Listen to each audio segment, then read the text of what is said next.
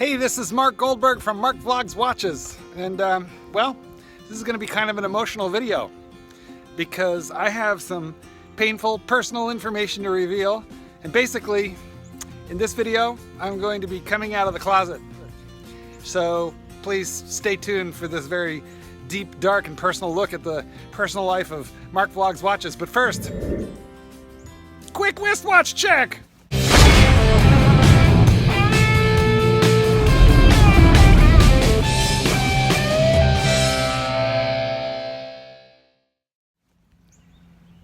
Breitling, let's talk.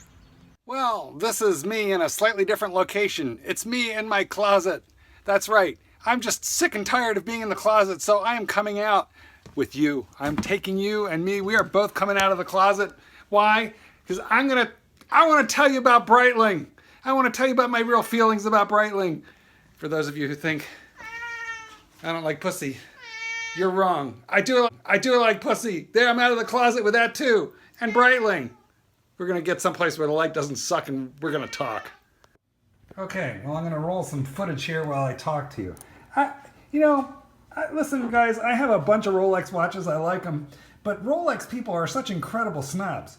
You know who's worse than a Rolex snob? A Gerard Perregaux snob. That's right. Carmine, Dennis, I'm talking to you guys. Listen, oh, and Don Haynes. Donnie, time with Don's time. Don?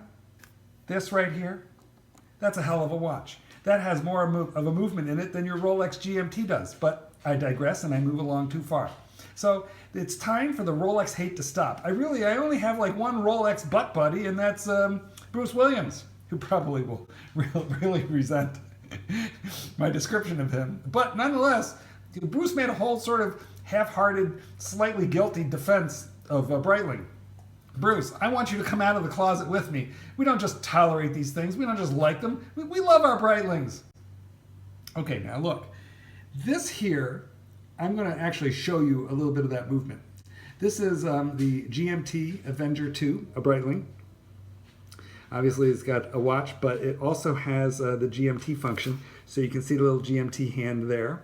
It has a turnable GMT bezel with a you know what? I'm gonna hook this up in a moment to the tripod so that I'm not shaking. And then I'll pick it up and demo it to you. All right. But I want to call out the fact that it has a GMT scale around the outer bezel, and it has one in there in the chapter ring also. So it's very easy to, like right now, it's showing 1900 hours, which is 7 p.m. And it's showing that on the inner chapter ring, but also on the outer bezel. But if we were to turn that bezel to a different time zone, we could easily track 3 time zones. Primary time on the main dial, secondary time on the inner chapter ring, and tertiary time, fancy word, tertiary time out here on the outer bezel. Now, right now, there are some Rolex GMT snobs who are jumping up and down and going, but if you set your GMT hand to GMT time, and if you calculate the azimuth of the moon, and then you divide by some trigonometry, and you do an algebraic formula, then a squared plus b squared equals c squared allows you to calculate that third time zone. And technically, you know what, that's correct, but fuck, isn't it a lot easier to just read it here? Jesus Christ. I am not Ptolemy. You know, who is Ptolemy anyway? It begins with a P. I'm not Pythagoras. I don't know how to do it. I'm not that smart, guys. So we're going to take a look at that in a moment. This here is the steel fish. It has an extreme amount of, let's see, can we read it there? 500 meters. This is 500 meters of water depth, which is very, very nice for a chronograph. It's got screw-down pushers and a screw-down crown.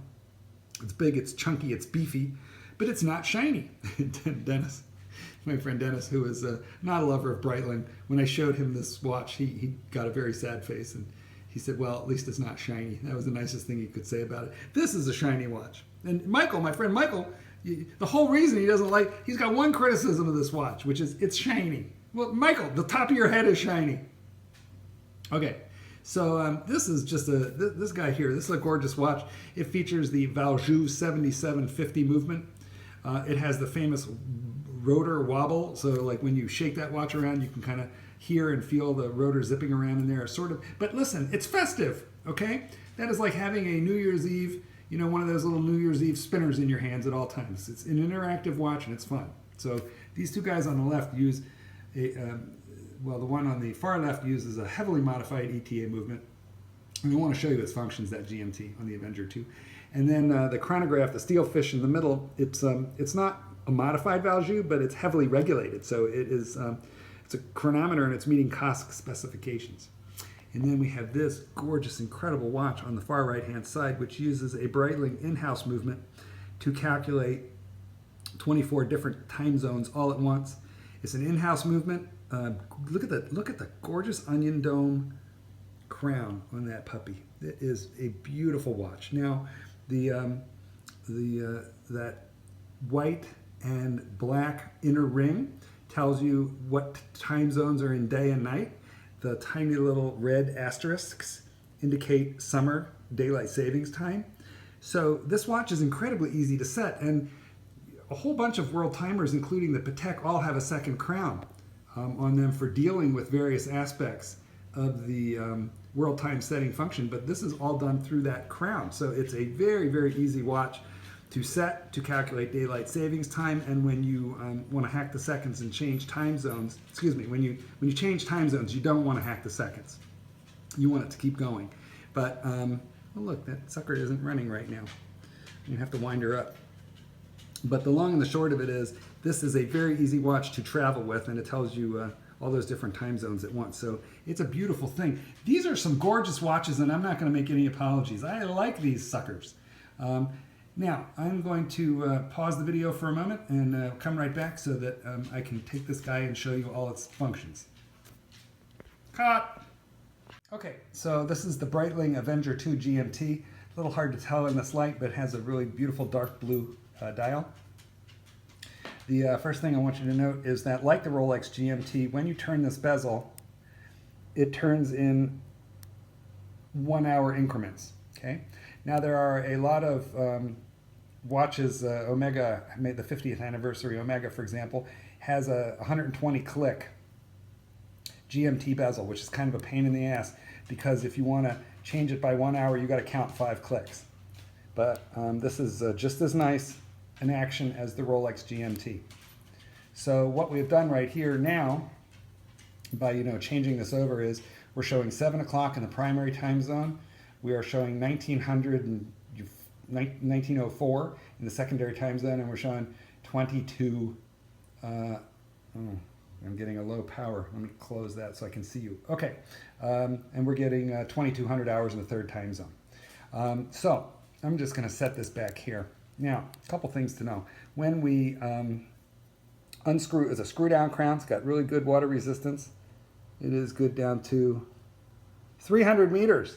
That's terrific for a non-dive watch. Okay, but when we're going to unscrew this crown.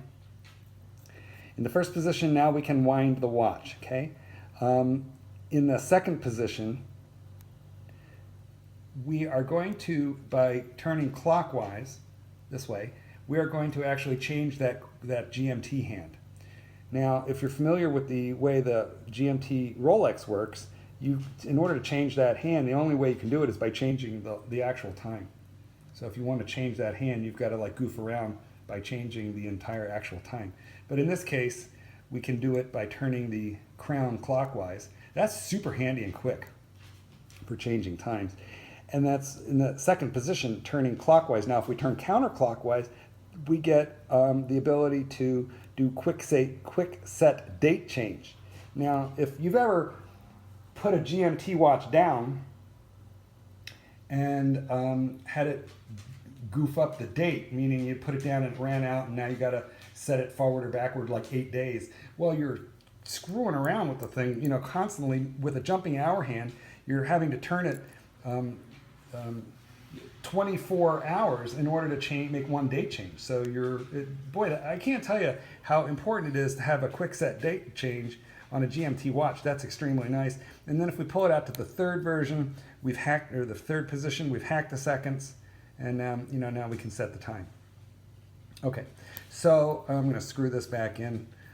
So let me tell you what, this is a very, very clever watch. Okay, now it's not a GMT, or excuse me, it's not a Rolex. It's a Breitling. It's not an in-house movement. It's a heavily modified, but it's a modified ETA. I am not saying that the Rolex GMT is bad. It's brilliant. In fact, it is a better watch than this one, and it is a more refined watch than this one. But it's 4 and 5 times the cost of this watch. So this is a gorgeous watch for the money. Okay, this is a beautiful watch, and I got nothing to be ashamed of with a Breitling. And if you have a Breitling, I want you to come out of the closet. You have nothing to be ashamed of either. And this guy here, just a standard chronograph, but I love the day-date function. It has really nice action on the bezel. Not as good as my Rolex Deep Sea.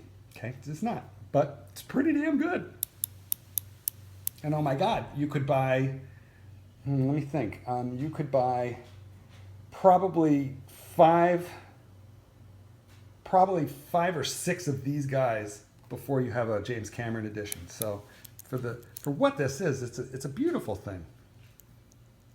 It's a very nice watch. Okay, and then the Breitling World Timer. So yeah, let me tell you something, guys. If you love Breitling, I want to hear about it in the comments. If you don't love Breitling, give me a damn reason why. And the fact that, that they're shiny and, that's not a reason. Tell me, what is there to dislike about this brand of watch? And if you like them, well, come out of the closet. Now, I gotta say, you know what? Hang on. Let me turn around this camera so I can talk to you, personally, face to face. Before I talk you out of this video, let's have a quick look at that little tiny bee that is engraved into the side of the bezel. It's tiny. Here you have more distance on it in this picture and you can see it, but it's like really hard to make out. What a cool little detail that Breitling gives as a way of authenticating, and sort of like, your hidden little diamond on the Patek. Better. So listen, if your criticism of Breitling is they lose a lot of value, well, that's a valid criticism, which is the whole reason I don't buy the damn things new. Do not buy a Breitling at the authorized dealer. If you do, you are going to get fisted, and not in a good way, assuming there is a good way to get fisted, but I don't think there is. So you want to buy Breitling on the used market, and you will come across some wonderful deals. You will pay at least 50% off of retail, and they can be pretty damn near to new because they drop in value quickly, but they hit the floor and then they hold. So that's where you want to buy. Anyway, what the hell is there to dislike about this brand? Mark Goldberg, Mark Vlogs Watches. I hope you're going to subscribe. I hope you're not going to quit on me. Stick with me. I know, it's Breitling. It shouldn't be that big of a problem. Who's with me?